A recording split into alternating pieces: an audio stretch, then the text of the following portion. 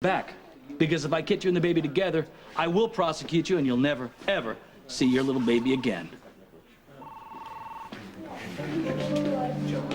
I'll call you later. Mac, you have no grounds to arrest Cameron. We still have a missing baby, and I think both of you know something about it. Do you want this release to turn into hours of unnecessary paperwork, Mac? Sign him out. Is everything all right? Thanks to Xander. He came through for both of us. Your life must seem pretty strange so far. You were born into a pretty weird family. On both sides. But there are good things about the Quartermains. And Alexis. Yes. It's obvious how much she loves you. But why wouldn't she? Look at you. You're beautiful. Totally innocent. You have your whole life ahead of you, you know that? People used to say that to me. They did. But I had my whole life ahead of me. But if you think about it, it's kind of like a promise for the future. Like there are tons of things ahead of you. Yeah, I know. I know. And you can have any one of them. But sometimes your whole life ahead of you can sound really sad. When it's about what might have been. Or what you might have had if things were different. Like if I were different, I'd have liked being around for you.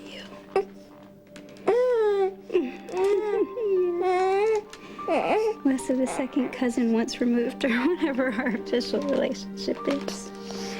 And more of a sister. That would have been cool, huh? Yeah.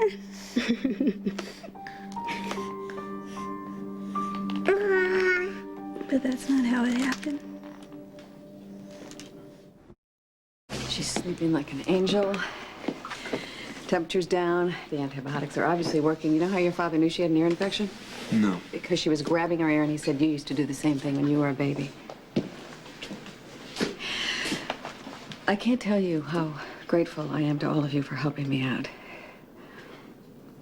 But it is time to get realistic, and I don't have any good choices, but the best one we have is to get Kristina back to the Quartermains.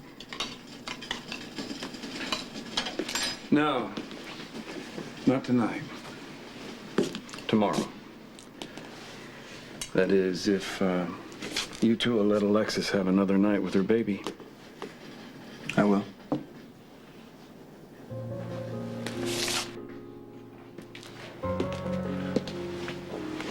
Emily, please. Just one night. The person who counts most in this is Kristina. And I'm sure that if she could, she would tell us that she wants to be with her mom for as long as possible.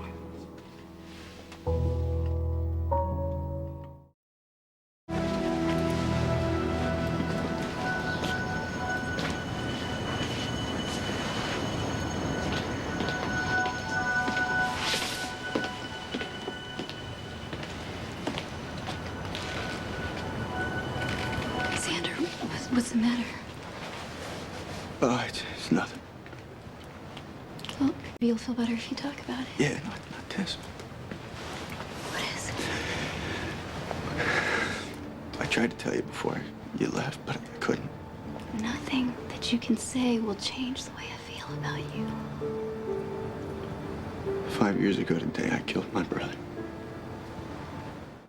And I heard my father yelling. And I ran up and knelt beside him. He was looking at Pete. It didn't register for a minute. You know, I expected Pete to stand up. and to look at me and to talk to me and to laugh like he'd been doing because he was the happiest he'd ever been in his life. But he just laid there. And my father had his hand on his chest.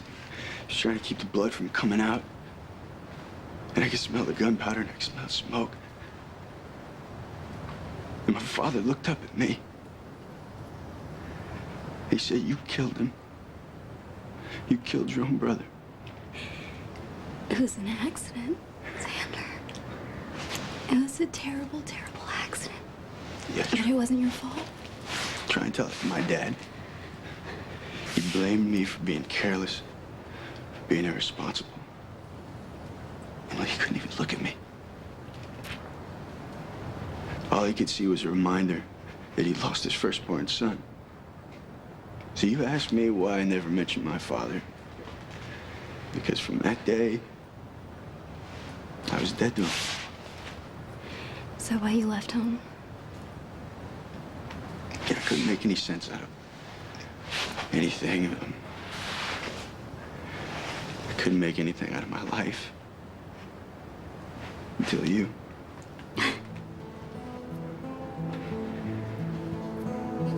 Yeah, I didn't know my father was in Port Charles, and I got in some trouble with the cops, and then by some bizarre twist, he ended up my court-ordered psychiatrist. Oh, have the two of you talked about the accident? What's the point? He's never gonna stop blaming me. All right. There's a wall between you. It'll take both of you to break it down. Neither of us want to. I don't believe that. I know. Just because you think everything can be fixed. Sometimes there's things in life that just, they can't be made right. All right, Xander.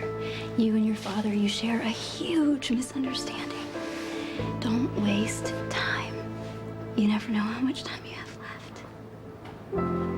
Don't let pride stand in your way. Well, I gotta get this, I gotta get this food over to Alexis. Hey, I know how hard it is for you to keep this secret about Kristina from your family, but I appreciate it, Em. I really do.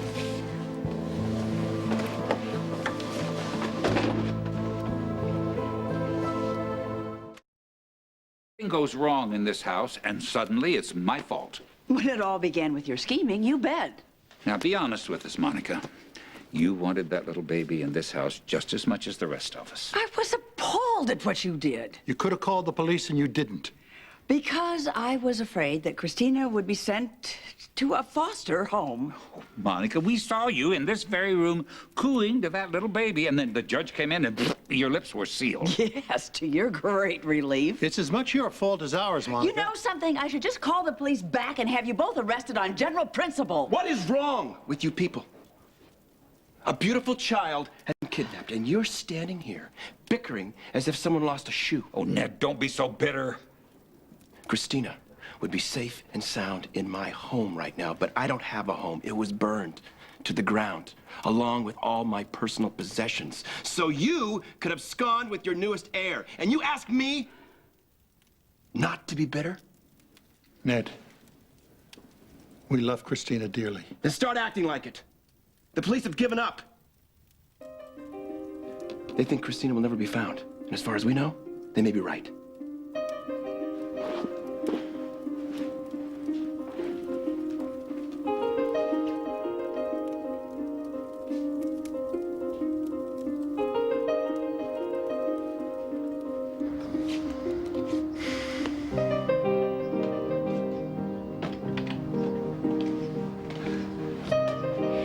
Your baby's all right.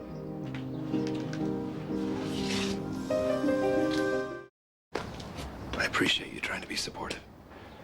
But if we haven't heard from the kidnappers by now, we never will. All right? You don't understand. I know Kristina's all right. I've seen her. Well, where is she? I'm sorry, I can't say. Emily, do you have any idea what I've been going through? This is a helpless child, and I've been worried sick about her. And now you're telling me that that you knew where she was, but you chose not to say I anything? only just found out. How? Who told you? Look, she's safe, and she's healthy, and everything's all right.